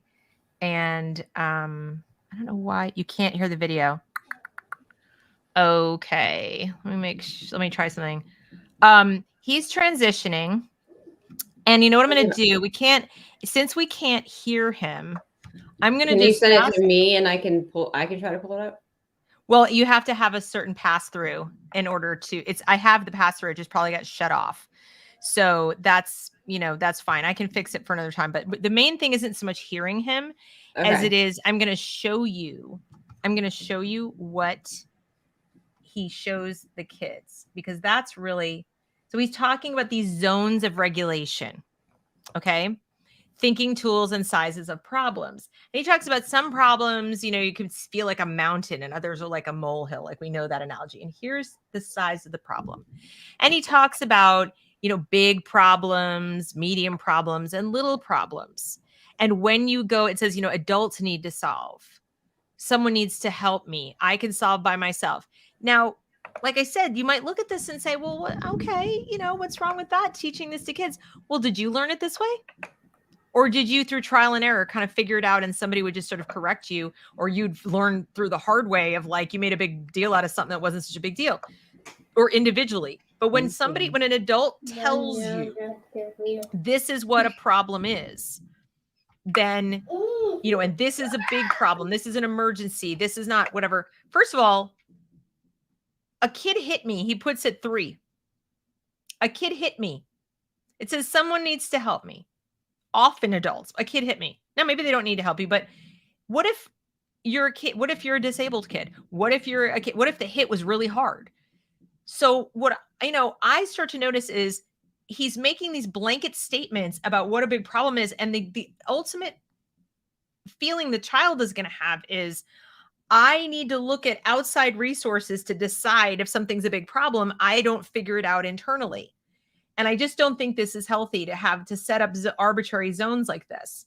Then let's see, we go on. This goes on for a while. Let me see what he goes to the next thing. Then we have the size of the problem. Again, remember, the size of your reaction has to match the size of the problem. No, it doesn't. Is she a teacher, or is just somebody that's just made up? Well, now he's gone on to be like a big administrator at a private school. He was recruited. That's wonderful. Of course he is. Isn't that great? But this is just not right, you guys. Now, I mean, you may not realize, you may think like, why isn't that right? Do you think it's always appropriate to have a complete freak out that your size of reaction has to match the size of the problem? Isn't it a better way to say that before you react, consider whether your reaction is proportional to the size of the problem, which, by the way, is a very difficult concept for young children to understand. They're by nature irrational. It's like that before you seek to understand, before you're understood. Like, you can't teach that to children. Like, no, that's a concept that for a 40-year-old woman is like, sometimes I have to hold, like, you can't teach that to children. You can, but I mean, what this does is it gives the teachers or whoever else has an agenda a formula to say how a child should be reacting to something. So as soon as they start presenting, whether it's Black Lives Matter or we're going to we're protesting the Roe v. Wade decision. This is a huge problem. You saw my Twitter yesterday about and then yesterday at school board meeting, we were called every name in the book, and I was like, the fact is that an adult organization ordered that. Yes. Organized it in the entire state. It was not a student protest, okay? It was organized by a political group of adults who then weaponized children on a huge adult issue. That's not okay. Like, none of it's okay. And this is how they get there. Because look at this. How big do others see the problem? Why is that relevant? Maybe it is, maybe it isn't. How big should your reaction be? I'm sorry, this is so many flavors of creepy. And this is I'm showing this to you guys so you can see what I mean by like an example of where they're trying to shape and, use your child's brain, and they're still developing and they don't understand, and they'll take the adult's word for it. So this is, and then he goes on in his little, and he's, by the way, he's a licensed clinical social worker. Just so you know. Claiming him that. Right. And then how big is my problem? And then look, enraged, terrified, hysterical, angry. No, not necessarily. Sometimes in a really, really, really big problem, the last thing you should do is do this, because you shouldn't be panicking. You need to deal. Like, your house is burning down. This is probably not the great reaction. Okay. So that's, using the size of a problem as a tool. How can this help you? Well, I think it's going to help activists a lot more. And then we have more. Let's practice. They always do role playing. They always do this. They would make the kids practice, because then it becomes part of their being. So we teach you a thing. Now we role play it. Then we act it out. It creeps me out because I character educate. Like, it's like drag queen, like reading out, like role playing in school. It's just, the whole idea just creeps me out. Like, it's very creepy. And think how many kids are very uncomfortable with this. So this whole, we need to be respectful of people's differences. How about the child who just wants the ground to open up and swallow them whole whenever they're put on the spot for this kind of junk? Yeah. I think that's the last of his little diagrams. Oh, look, grades 2 and 3, grades 4, 5, and 6. So if you were thinking this was like middle school, I'm here to disabuse you of that notion. These are very small kids that have just been told by an adult how to evaluate the size of problems and what their reactions should be to them. That should never happen. That is not appropriate. And here's the big question, parents. How does this help your child learn math and reading? Why is this on par with learning math and reading? It isn't. It shouldn't be, right? I think we can agree. It shouldn't be. So then what I want to do, I guess kind of to sort of wrap up, I want to talk about, because we said at the beginning, before I get into showing you Anne's site and everything, I want to tell you what it's supposed to be, what social emotional learning is. Do you have the from Robius Middle School that video or sorry, just to show this is from it was the screenshot that a teacher let me take of, it says, of the ladies, it's like the screenshot of the different boxes. That's this. Yes. And it says social emotional learning. And that's the one thing I forgot. Thank you. Yes, it is now this is the curriculum that the head social or the head's counselor put out to all the counselors. Now this is where they're hiding. This is blatant CRT. This is blatant critical race theory. They talk about black joy, racial trauma, white privilege. This is a middle school, 6 to 8 years old. And okay, here we go. But this was a teacher allowed us to come in and screenshot what was in her laptop. And there's this one. That's from the that's from the VDOE psychologist site. Oh, that's from there. Okay, sorry. Okay, I'm pulling up the other thing. I thought I downloaded all that stuff. I think I just didn't pull it into my folder. I'm sorry. Here, I can do it real quick. Hang on. But so this was, again, a counselor. And so during Black Lives Matter Music Appreciation Week, they did a whole video that I had to record from her thing because it was embedded. And I don't know if any of you guys have ever heard of the poem White Boy Privilege. Oh my God, yes. And then there's a MTV show called White People. So, and that's the thing, is that we don't know what was done with that, but we do know that we have the recorded video of the counselor talking about it. And then I was able to and then I have the entire, and the vocabulary, literally, that it has the white privilege. It's vocabulary that we don't know, but what we do know is that it was something that the counselors did give to all the counselors as curriculum for the week. Yes. And what you were talking about with the screenshot, why is this not showing up? It's, oh my God, this is, oh, here we go. Now I think, there we go. All right. So this is right. So tell us what this is. Yes. So this is, it's what does it say? Round table. And this is, again, in Virginia, in Chesterfield County, and it's from Robius Middle School. And again, it says social emotional learning, and this is the counselors. And now, so this was from 2020, before any of us had any clue what was going on. And so the one that you have, the other images. Yep. I got it. Okay. Unfortunately, it makes me, because it's in preview, it makes me do each one that's fine. Individually. You can just pick one, but it talks about, like, I had no idea what Black joy was or colorism. So you can see that this is what the white privilege, white people. Yeah. White privilege. Yeah.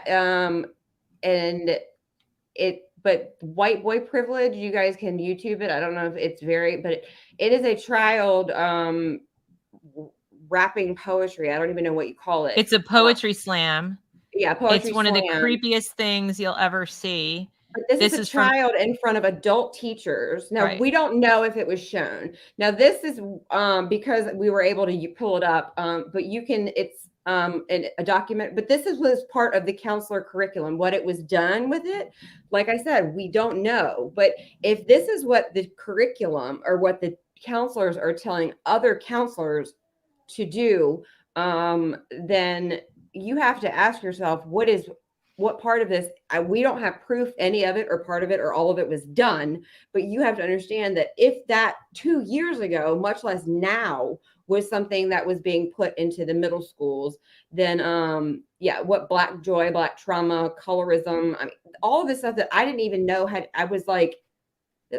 was before I even understood like anything. But Black joy, I was like, how do I stomp on you? And now I understand that part of my microaggressions, what is it? Spirit murder? I don't even know. There's so many. Yeah.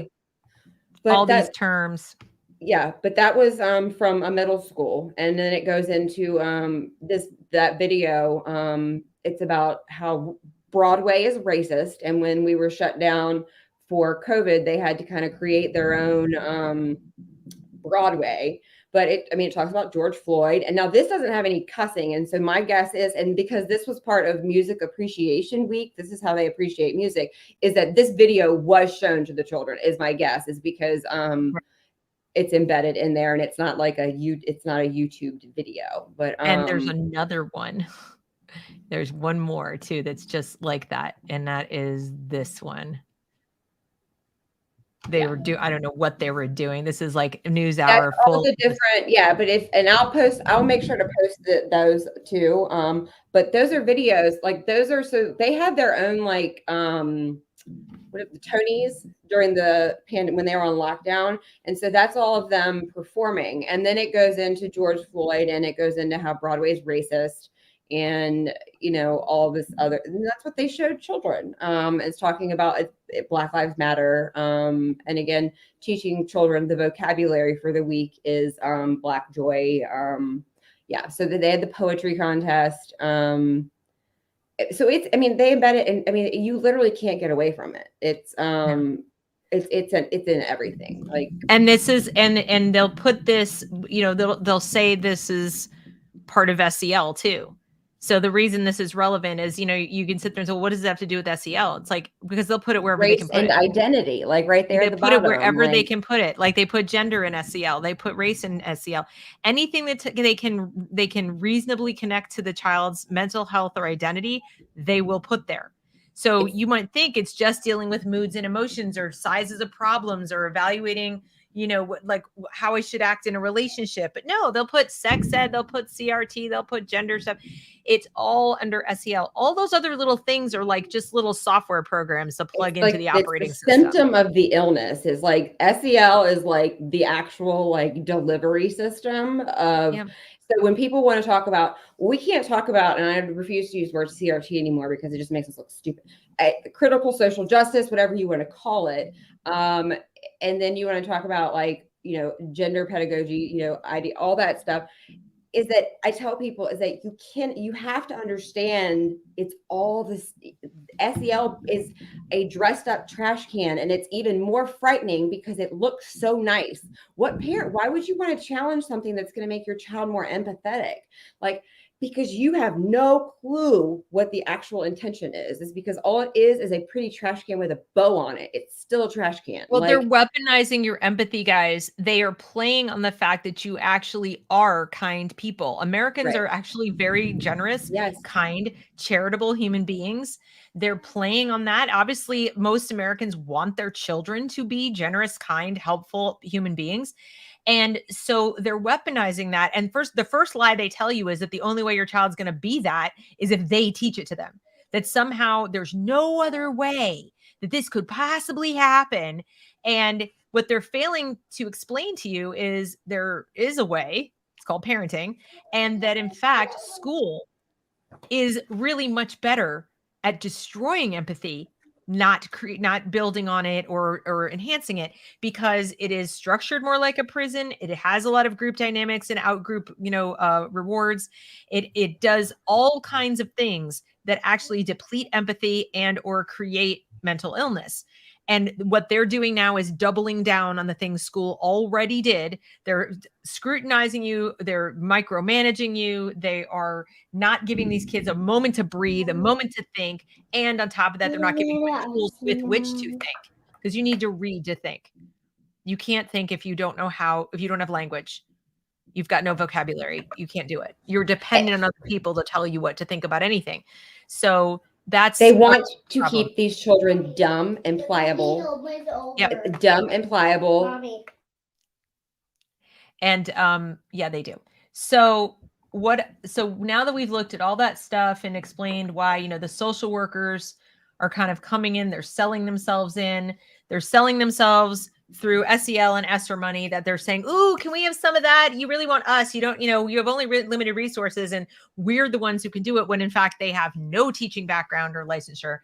And now I just want to talk to you guys about what you really should be thinking about when it comes to SEL, because this came up, this is from May 5th, but it's so important.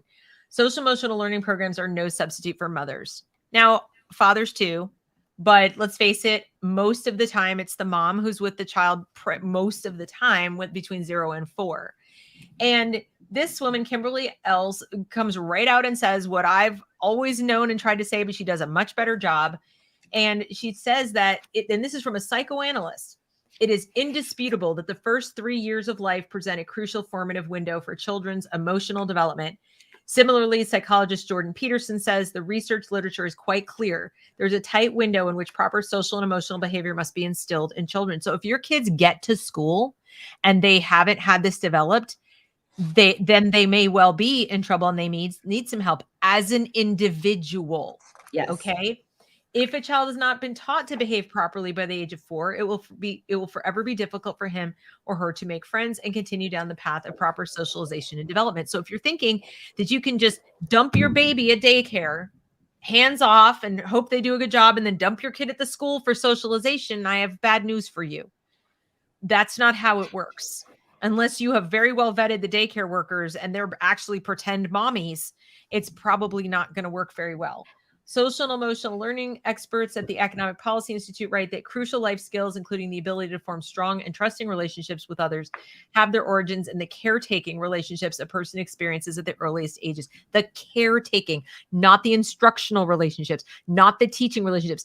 I went to school to become a teacher, not a mommy. I became a mommy years later, and what I have to do to be a mom and be a good mom is very different than what I have to do to be a good teacher. It really doesn't cross paths all that much. And people might say, oh, but you have to be nice and good. Yeah, there's a difference between having an appropriate emotional distance between myself and my students and mothering them. You're not supposed to mother your students. You can be kind. You can be caring. You can even be, somewhat loving in a certain respect without the, I love you unconditionally. You're my kids. That is not healthy. It is not appropriate. You're not. Well, it's like these teachers that are coming in and like gay, straight, I don't care. And they're telling them about their personal, we see the news stories that, we hear about it more when it comes from, teachers that identify as whatever. But it's like, I tell people, the books or anything, I don't want any teacher. I don't care who you do, what you do, or when you do, or whatever, or what you do it with. You're not going to come and talk about your weekend with your partner to my kid. I don't care who your partner is. And that's the society that we live in, is that if you were to challenge that, you're suppressing their whatever. You can't trust anything or anybody at this point. Literally almost nothing surprises me anymore, especially when you have federal money involved. Right. So, and then it goes on to say what we've been talking about today, intervening at younger and younger ages, like Anne said, regardless of evidence showing strong outcomes for children who are cared for by attentive mothers, the Organization for Economic Cooperation and Development is increasing its push for early childhood education and care, which calls for increased labor supply from mothers and massive state funding for institutionalized daycare, perhaps at the earliest ages. Similarly, the 2016 UN Education for Global Citizenship Plan stresses that educational measures must foster the development of the whole person by shaping children emotionally, ethically, intellectually, physically, socially, and spiritually. Do you think that's the job of the state? Much less the UN? The state. I mean, think about this, moms and dads and other concerned citizens and taxpayers. Even if you don't have children, even if you're just a taxpayer paying for this garbage, do you trust the average mom or the state to shape children emotionally, ethically, intellectually? Ethically, we're literally involved in a global conflict that has a not zero chance of World War III with nuclear weapons because of corruption in government, not just ours, but theirs. But we're supposed to trust them to shape our children ethically? How about intellectually? Really? Look who's running the country right now. Intellectually, we should trust them to shape. Randy Weingarten, such a brain trust. Okay. Socially and spiritually, these people are nasty. Nasty. It's okay to loot and steal and do all these things and burn down buildings as long as it's for the cause that we agree with. I don't want those people shaping my child's values. Teach them how to read, teach them how to do math, and then otherwise mind your business. But they think that they're justified in doing this, not just for the 1 in 4 who has childhood trauma, but for everybody.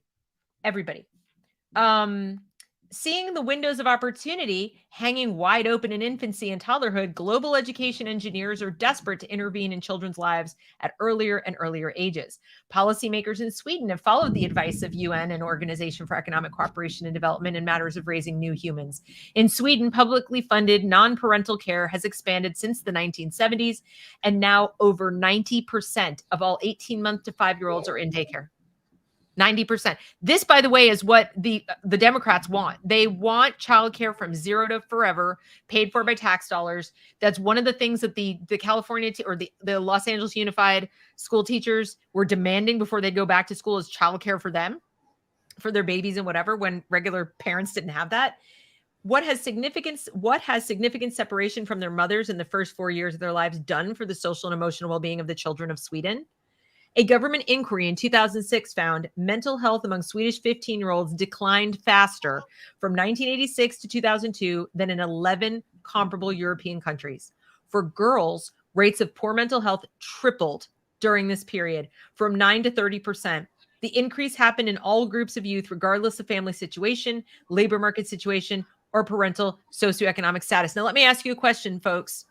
Would you rather your government got the hell out of your wallet, got the hell out of your businesses, got the hell out of your business, period, and made it, stopped causing inflation and made it more likely that more moms could stay home for the first 4 years of their kids' lives and raise their own damn children, or provided you free daycare so you could go work at whatever little job that you can possibly get at this point, paying how much for gas to get there? Oh no, I'm sorry. You're supposed to buy an electric car now and be in hock for that. Which would you prefer? That your government got the hell out of the way so you could maybe be a stay-at-home mom?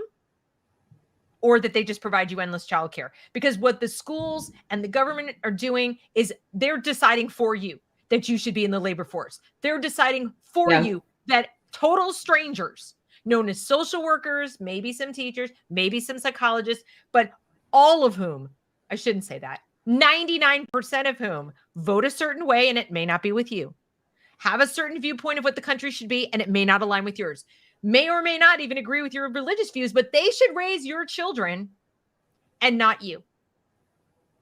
That's quite literally what's going on here. And social workers are the tip of the spear, because if all the different paraprofessionals in the school setting, or whatever, all the professionals in the school setting, not paraprofessionals, all the professionals in the school setting, they are the ones, if I had to guess, it's right there in the name, social, who are the most ideologically aligned with that goal. Yeah. That's basically what we've been trying to tell you. So I'll put this article also. The UN and UNESCO, I mean, if you look, they have put out multiple. I mean, I'm not going to go down the Common Core, UN, Planned Parenthood worldwide. That'll be 8 months from now. We'll still be doing shows. But I mean, understanding the dynamic of is what I tell people, is that in 3 images, I can explain to a parent why there's a problem. And it would be with the Chan Zuckerberg logo, the Bill Gates logo, and maybe throw in Castle if they know anything about it. If not, you could throw in our Bezos. And I would say this here, everything you don't understand about SEL comes down to this. This right here. The funding, the curriculum. Bill Gates, you want big tech, and the software, the computers, the money funding it. So if that doesn't spark a that is the plan. If you don't have a problem with Bill Gates is writing your curriculum and funding it, and there's no agenda being driven in on your children, that's right there. I mean, I can connect every single thing. Contract is funded by somebody that's funded by it's literally everything. There is nothing in that my children's education system right now that is not funded by Bill Gates. Yep. And not a single thing. It's just crazy. And I thought it was important to cover it, because these people, as you've just seen, are fighting hard to be the ones that the resources are used to hire. And just like the DEI directors and the DEI people are sort of commissars of ideological purity, we're going to come in and do equity audits and tell the teachers what they can teach. What I really hope teachers do is I hope teachers wake up and realize they're being marginalized. They are being shoved to the side, and their importance is being minimized. I mean, if you went to teach because you wanted to develop the kids' academic capabilities, they've just told you SEL is at least as important as math and reading. Do you agree, mom and dad? Do you agree that what are basically parenting things that your kid learns from you, and not every hour of every day either? Are you spending every hour of every day when you parent your kids teaching them how to be empathetic and kind and share and manage their emotions? Or do you just kind of handle it when it comes up? You handle it when it comes up. It's not 2 to 3 times a day, we're going to sit and talk about your feelings. Yeah. If I did that, I mean, wow. I think my kids would run away from home. Can you imagine? Anne?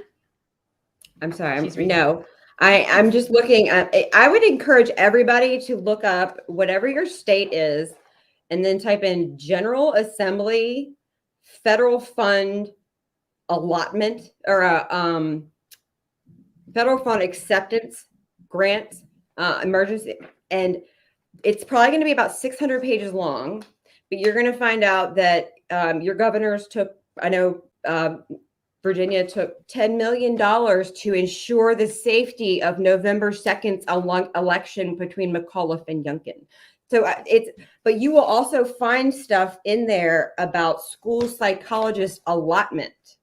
Is that it's a long read, but you're going to find stuff that says things like, it used to read, local school boards shall employ one school counselors per whatever. Now they've crossed out school counselor. It says one full-time equivalent position.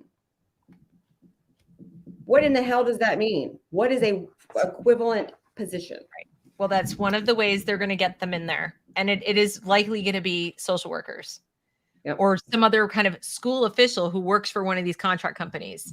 Either way, the government is using tax dollars that were meant for COVID relief to politicize, to basically federalize the public education system of this country with their political allies, and to pay for a new pipeline of professionals, either in lieu of teachers or to, keep the teachers in line doing what they want them to do. And we are right back in Mao's China. I mean, yeah. I'm sorry, but philosophically and in terms of functionally, that's right where we are. Yes, so if you think like Novo Foundation, I just saw that pop up. But Novo is one that, in doing my research, I looked up and was like, because Novo is attached to like our Virginia state superintendents, like, yep. But so one thing that we'll get into data another time, but is that there is a way, and it's not on the website right now, but you can go all 50 states for the SEL opt out, and it's there. It's also, there's tons of information and links on PPRA, because my guess is going to be they're going to violate your civil rights. So there are multiple civil rights back to that forms. Parent toolkit. This is where you go, guys. Okay. And so this toolkit, right? So you've got all the different. It's like a quarter way down. I mean, this week we're going to be adding a ton more stuff, but that's just the basics that we had to get up. But, it walks you through. It's got 3 pages of amazing questions that you should go in front of your school board and ask them, and demand answers. Is this what, and ask them straight out, or email them, and can you answer this for me? Right. But it's got, but the main thing is that it is a working, and it's not just going to be Virginia. We're going to make sure that we have national information. But is that one thing is the data. The data piece is not up there yet, because I am just now understanding the data piece. And FERPA, real quick, is that there is a way to stop them from data mining your children. And there is a letter that you can send. What is this? I don't think that's the right form. Oops. No, I don't have it up yet. I think. Okay. It was something else entirely. No, but I did send it to you.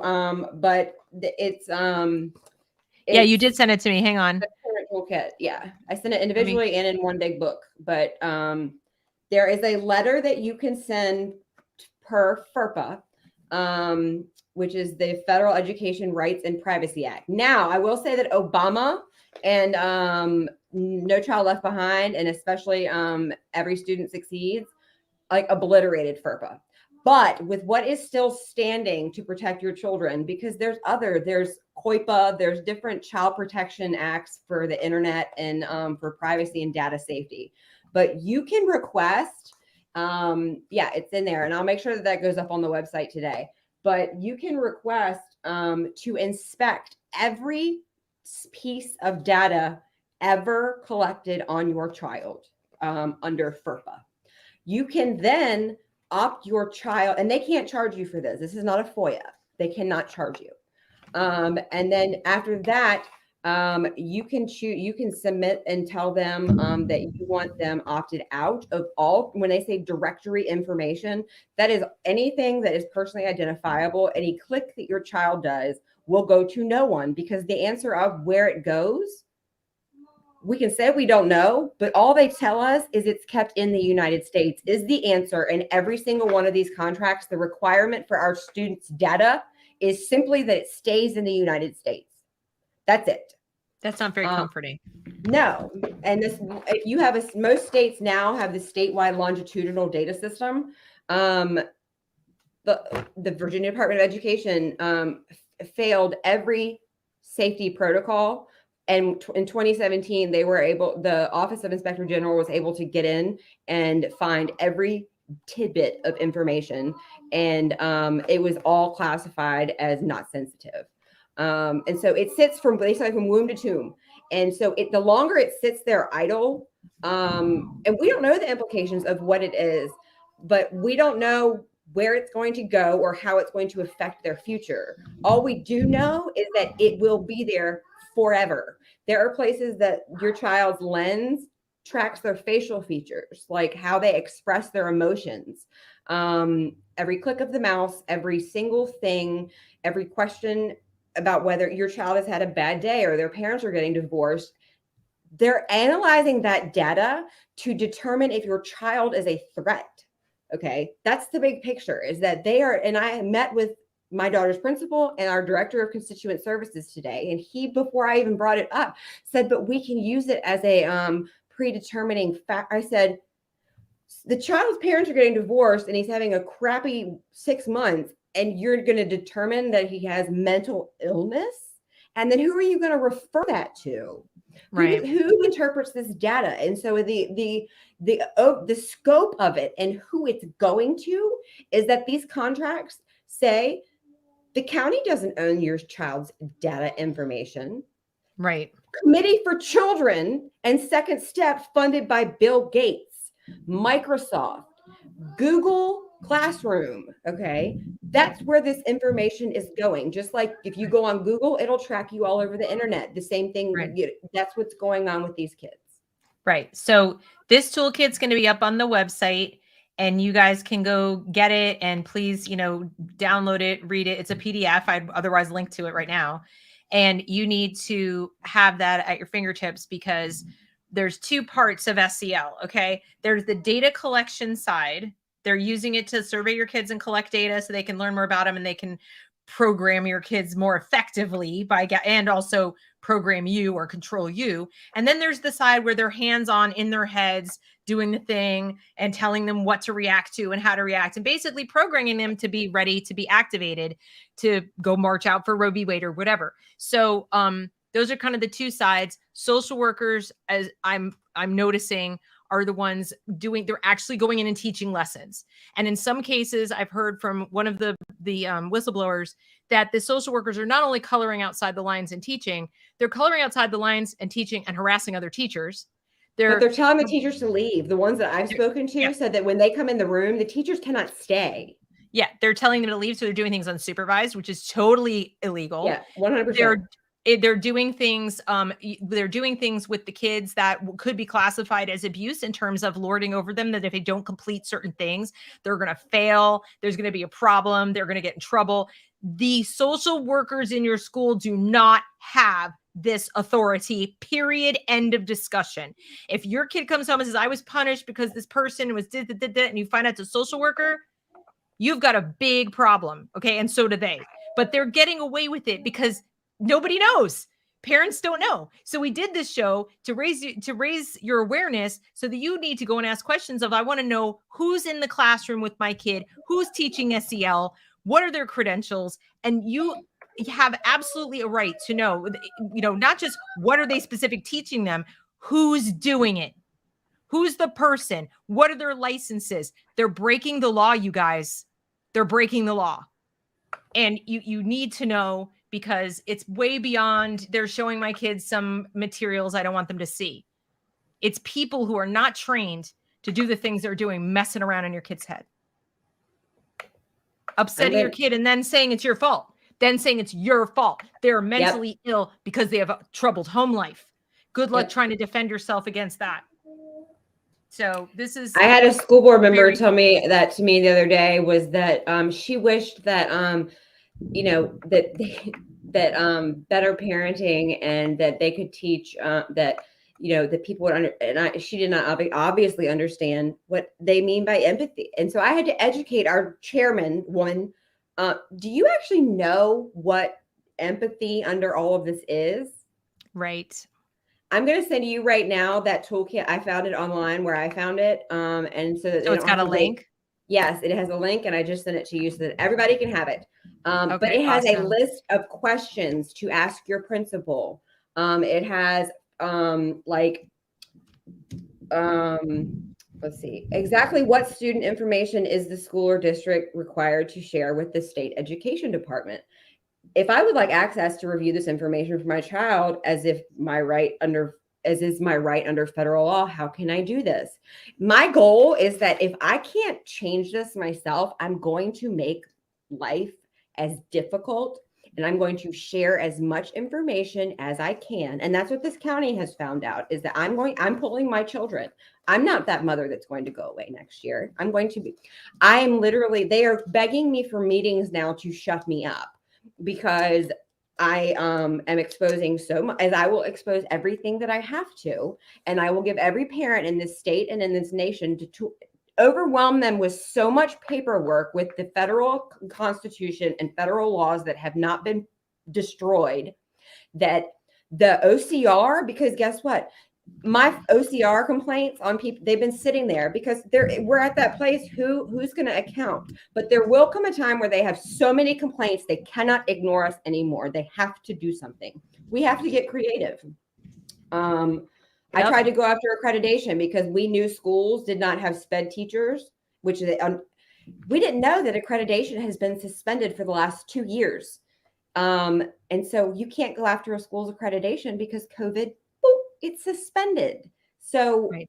Yeah. There just is so much. And I guess where my black pill comes in, as I keep telling people, you see how hard Anne works. This is like practically a job for her to just stay on top of these schools. Do you want to work? You're like, homeschooling's hard. And I had to you want to do this? And in the meantime, your kid is in a building with people who are basically emotionally abusing your child and possibly putting you at risk of losing them. I don't know. I mean, choose your hard. Life is hard. Parenting is hard. Right. But for me, 20 years from now, to see, it makes me emotional. But I mean, I had a crappy childhood. My mom didn't do right by me. And it still affects me to this day. And I will never be that mother. And I have 2 girls. And to think, is that, I mean, till my dying breath, I will make sure that, and I'm not going anywhere, because children, and I said this over and over, is that they have a brief window of innocence. Yep. And right now it is, and you can never get it back. And that is their right as children, to drink out of a hose, to get dirty, to be blissfully ignorant, and to just go and play hopscotch and figure out that division sucks. And that is what childhood is about. And the fact that we have from a worldwide level, and we have people like me and you and everybody else in this fight, Sloan, all these different amazing warriors telling you this is going on. This is how you change it. They are destroying children for an end game we know the end game. We saw Germany. We've seen the end game of what happens to this. We know what happens. Silence is no longer acceptable. No. What you are not changing, you are choosing, is our nonprofit's slogan for a reason, because the time to sit and be an ignorant parent and hope it goes away, sorry, it's over. No, it's not. The kids are stuck. So, all right. So that was this week's episode. And I hope you guys kind of got the message. Please, again, share the broadcast. Please visit Anne's site, and you will get all those resources. If you're in Virginia, so much. Yeah, and that's where I've gotten everything, because Miguel Cardona, it has links to links to links to links. So you open those ESSER documents up that I gave you you click on one, you'll be in that single rabbit hole for 3 days with what Miguel Cardona has given you evidence on about how this stuff really is. Right. They tell on themselves. They make it so dense because they hope you're never going to look. They have to put it there by law, but they hope you're never going to look. And it's all written in double speak anyway. Sorry, so that's what we're here for, is to translate it for you and help you get this word out to other people. So please, please do. This broadcast will be available immediately after on replay. Those of you watching on the replay, thank you very much for watching. Thank you for supporting the channel with your, likes, shares, comments, and your subscription. I really appreciate it. And please consider also making a donation to Anne's site, because she works her little fingers to the bone to get information for us. And, I want to thank my whistleblowers in Kansas, yes, who shall be nameless, but I want to thank them very much for sharing. Yes. Thanks, everybody. And that's what it's come to, is that we take but you know what? If it gets the word out about what the truth is, then, I mean, I'm a journalist. And so I became one in order to go to jail for my sources until I found out what mainstream media really was. So and you guys can buy this shirt. It says "Just Walk Away from Public Schools." If you want, it comes in different colors. It's on right now. It's still at thereasonwelearn.com. The domain will switch back to Teespring shortly, but I'll let you know. But for now, you can buy it there. And that's it. So we'll be back next week with another topic. Thanks so much, you guys, for coming, and we'll see you later. Bye, guys. Thank you.